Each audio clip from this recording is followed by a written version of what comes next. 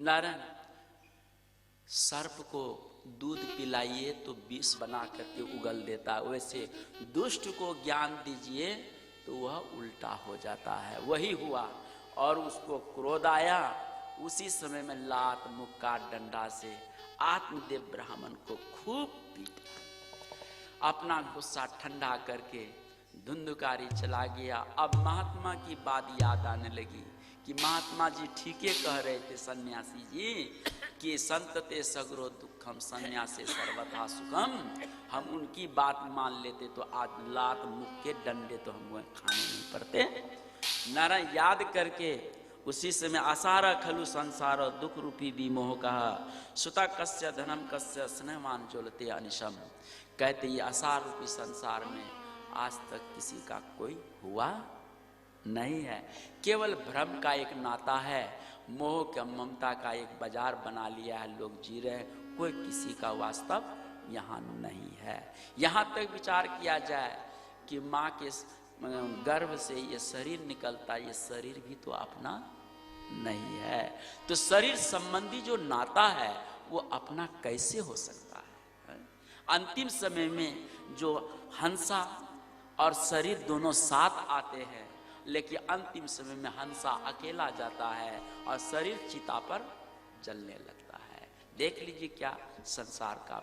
लेकिन इस भ्रम को लोग सत्य मान करके उसी में आसक्त है, और जिसको याद करना चाहिए उसको भुला दिया है, और जिसको भुलाना चाहिए उसी को रात दिन याद कर रहे हैं। क्या होगा।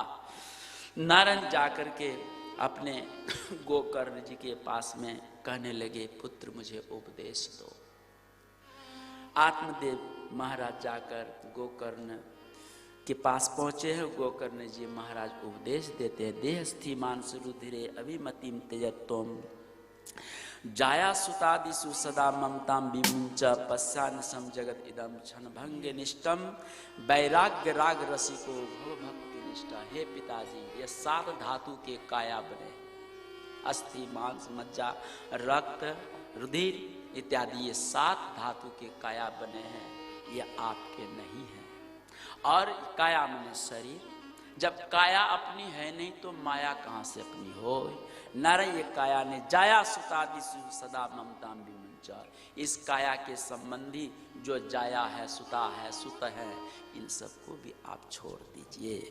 मैं देखता हूँ ज्ञान दृष्टि से पिताजी, ये संसार क्षण भंगुर, क्षण क्षण पल पल समय सिरावे, नर्तन दुर्लभ फिर नहीं पावे। हे पिताजी, ये क्षण क्षण पल पल में ये संसार विनाश की ओर है और आपका शरीर भी विनाश की ओर है। इसलिए शाश्वत ब्रह्म का चिंतन में आप भगवान श्री कृष्ण के चिंतन में लगिए। वैराग्य राग रसिको भव भक्ति निष्ठा, वैराग्यवान बनिए। नारायण जब वैराग आता है न तब ध्यान में मन भी लगता है। हाँ, जब नश्वरता का चिंतन कीजिएगा तब वैराग होगा, और वैराग से ध्यान होगा, ध्यान से ज्ञान उत्पन्न होगा। वो कौन ज्ञान? तो निर्मल ज्ञान। किताब का निर्मल ज्ञान नहीं है, निर्मल ज्ञान तो आत्मा का है। और वो ज्ञान यदि मिल जाए तो क्या कहना। नारायण, वो ज्ञान, उसी ज्ञान का नाम है निज ज्ञान। अंग देश में रहने वाली विशाखा, विशाखा की शादी श्रावस्ती महानगर मृणाल के पुत्र वर्धमान से हुई थी। तो समय पाकर विशाखा श्रावस्ती गई ससुराल। कुछ दिन के बाद अपने ससुर साहब से मृणाल से कहने लगी, पिताजी भोजन अच्छे बनते हैं, साग सब्जियां अच्छी बनती हैं। हाँ बेटी, बहुत सुंदर तुम बनाती हो, बहुत स्वादिष्ट भोजन मुझे लगता है। सुन करके विशाखा अंतःपुर चली जाती है। मृणाल विचार करने लगे कि विशाखा साधारण महिला में से नहीं, एक विशेष महिला में से है। गांव की महिलाओं को मैं देखता हूं और विशाखा को देखता हूं, इसमें योग लक्षण भी है, योगिनी है, तपस्विनी है, ज्ञानी है, ध्यानी है। और ये पूछने का आशय क्या है कि भोजन अच्छा बनता है ना, साग सब्जियां अच्छी बनती है ना, कारण कोई न कोई अवश्य रहस्य है। नारायण आदमी को भिजवा कर अंतःपुर से विशाखा को बुला लाते हैं। बेटी, तुम्हारा पूछने का आशय क्या है कि साग सब्जियां भोजन अच्छे बनते हैं कि नहीं? कहा, पिताजी, मैं जब से आपकी पतोहू बनकर इस राजमहल में आई हूं, तब से मैं आपको देखती हूं और नगर के लोगों को भी देखती हूं। तो क्या देखती हो कि नगर के लोग रोज भगवान बुद्ध के दर्शन करने जाते हैं, उनके सत्संग सुनने जाते हैं, कथा प्रवचन सुनने जाते हैं, और आप अच्छे अच्छे भोजन खाते हैं, अच्छे अच्छे कपड़ा पहनकर और इस राजमहल में पड़े रहते हैं। आप कुछ भी काम नहीं करते, एक तिनका को भी इधर उधर नहीं करते। तो यह जो सुख है, अच्छा भोजन, अच्छा कपड़ा, अच्छा महल, राजमहल का सुख, इस जन्म का कर्म का नहीं है पिताजी। पूर्व जन्म में आपने बहुत अच्छा किया होगा, तभी आपको मिला। यह कह करके विशाखा अंतःपुर चली जाती है। मृणाल विचार करने लगी, बात सही कहती है। इतने में नारायण उनको बात लग गई। दूसरे दिन से मृणाल रोज भगवान बुद्ध के दर्शन करने, सत्संग सुनने सुबह चले जाते थे। सुबह से शाम तक वहीं रहते, फिर आते शाम को। तो कुछ दिन संतों की संगति, ज्ञानी की संगति करने से ज्ञान हो ही जाता है। नारायण कुछ दिन के बाद मृणाल जब शाम को आवे तो नगर के कुछ लोगों को बुलाकर सत्संग सुनाना आरंभ कर दे। सत्संग सुनाते सुनाते भाव विभोर हो जाए, सुधि बुद्धि सब खो दे। तो एक दिन अंतःपुर से विशाखा आती है, देखते ससुर साहब एकदम मस्त है। तो कहती है, पिताजी, भगवान बुद्ध का दर्शन अच्छा है ना? हाँ बेटी। उनका सत्संग अच्छा है ना? हाँ बेटी। ये कहकर, सुनकर, और वो अंतःपुर चली जाती है। मृणाल विचार करने लगी, कारण क्या है? कोई कारण जरूर है, इनका पूछने का रहस्य जरूर है। फिर आदमी भेजकर, बेटी ये बताओ, पूछने का तुम्हारा क्या आशय है कि सत्संग अच्छा लगता है ना, दर्शन अच्छा है ना, कोई तो कोई कारण है? कहा कि हाँ पिताजी, मैं आपको देखती हूँ कि रोज आप भोरे में जाते हैं भगवान बुद्ध के दर्शन करने, उनके सत्संग वचन सुनने जाते हैं, और सुनकर जब आते हैं तो नगर के कुछ लोगों को बुलाकर सत्संग आप करते हैं, और सत्संग करने में इतने भाव विभोर हो जाते हैं कि सुधि बुद्धि खो जाती है। ये तो भगवान बुद्ध का ज्ञान है, सुनकर सुनाने में इतना आनंद आपको है। यदि आपको निज ज्ञान मिल जाए पिताजी, कितना आनंद होगा। पते की बात बतलाती कि बेटी तूने बहुत पते की बात कह रही है, वो निज ज्ञान क्या है बेटी, बता दो मुझे। हाँ, आज तक मुझे यह ख्याल इधर नहीं हुआ, बता दो। कहा कि नहीं, बताने का आदेश नहीं है। यदि निज ज्ञान पाना चाहते हैं पिताजी, तो भगवान बुद्ध करुणा की मूर्ति है, दया के सागर है, वो पूर्ण संत है। आप उनके पास जाइए और साष्टांग दंडवत प्रणाम कीजिए, और वो अवश्य निज ज्ञान प्राप्ति का राह बताएंगे। और रास्ता मिला। दूसरे दिन मृणाल जाते हैं, साष्टांग दंडवत प्रणाम करते हैं, पूछते हैं बुद्ध कि कहो राजन क्या बात है। कहा कि महाराज निज ज्ञान प्राप्ति का आप उपदेश दें। तो उसी समय विपस्सना बौद्ध में, बौद्ध साहित्य में लिखा है। विपस्सना योग हमारे संत मत में उसको दृष्टि योग बोलते हैं, बिंदु ध्यान बोलते हैं। विपस्सना को बौद्ध साहित्य में विपस्सना, और हमारे संत मत में उसको बिंदु ध्यान, दृष्टि योग। देखने के ढंग से निगाहों को एकत्रित कीजिए, किधर? बाहर नहीं, अंदर में कीजिए।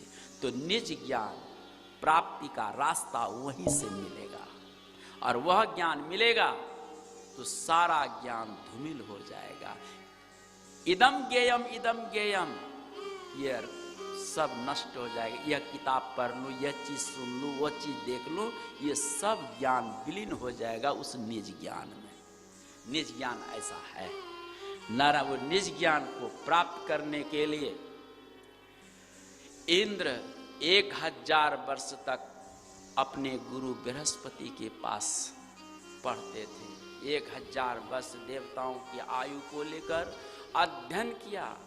तो इंद्र ने कहा कि गुरुदेव और कितना ज्ञान है, मैं सभी ज्ञान को अर्जन करना चाहता हूँ। कहा कि चलो समुद्र के तट पर, बृहस्पति समुद्र के तट पर ले चलते हैं और एक कुश डुबाकर झाड़ते हैं तो एक बूंद पानी गिरता है। कहा कि तूने 1000 वर्ष तक देवता की आयु लेकर एक बूंद सीखा है, और समुद्र, ये ज्ञान का समुद्र अपार है।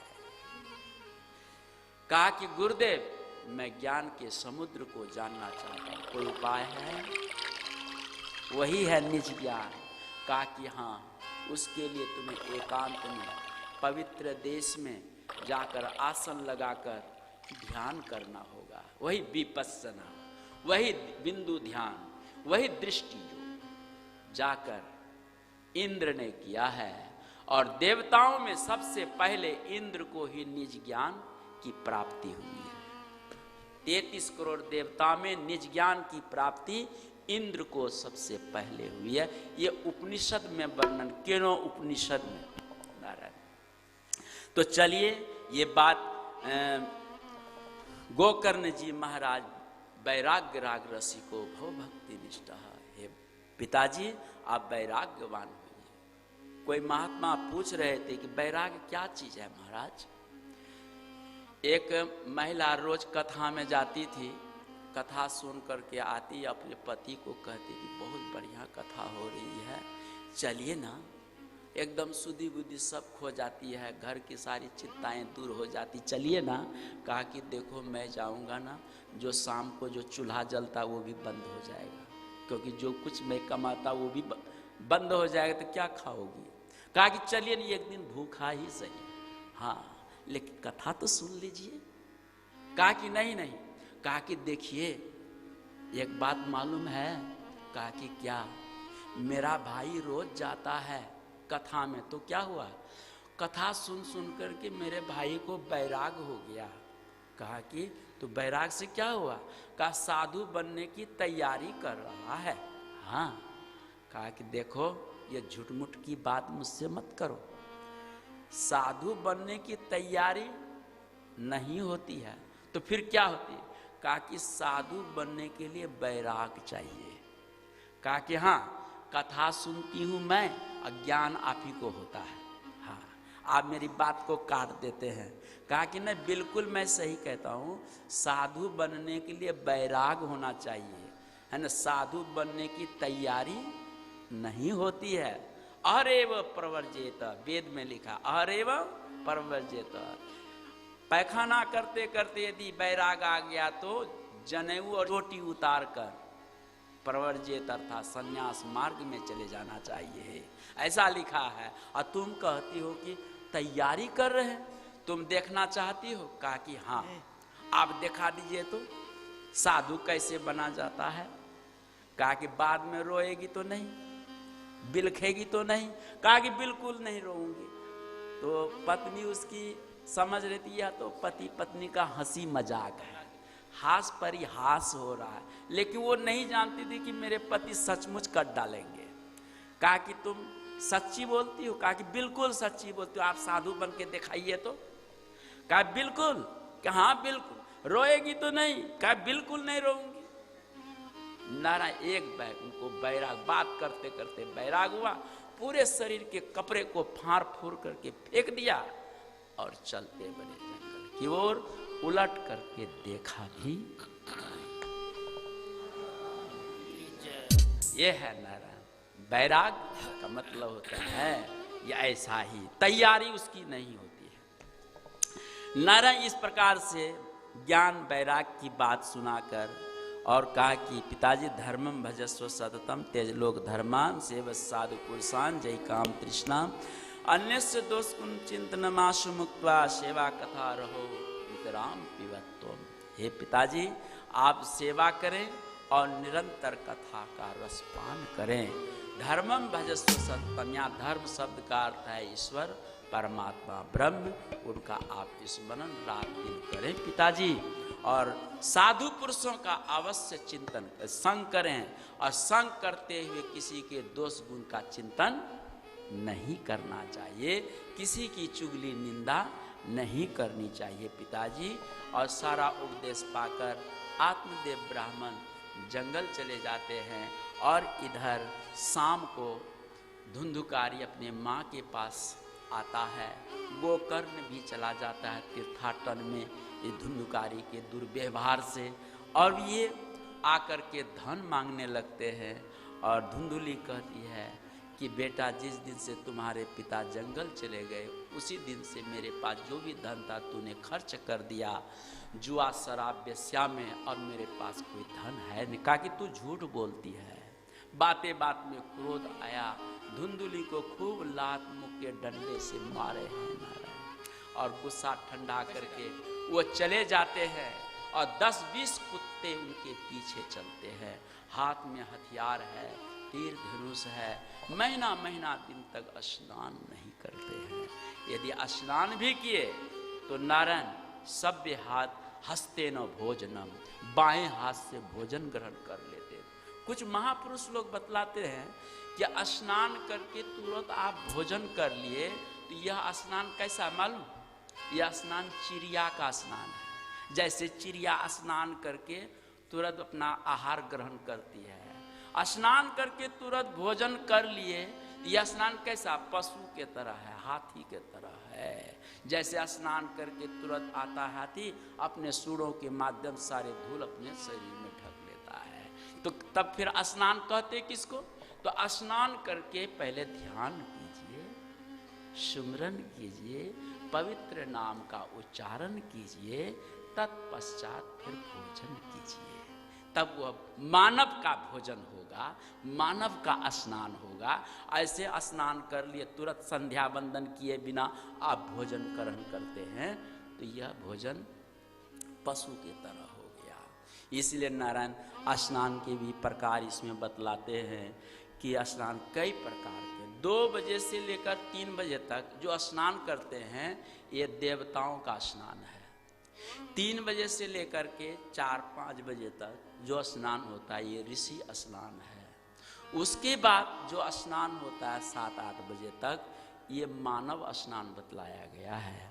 और 8 बजे के बाद जो स्नान होता है उसको प्रेत स्नान कहते हैं, जिसको पिशाच स्नान भी कहते हैं। इसीलिए 4 प्रकार के स्नान हैं। दूसरी बात ये है, ठंडे प्रदेश में जैसे हिमालय वगैरह में बहुत ऐसे साधु है कि 2 दिन 4 दिन के बाद स्नान करते हैं।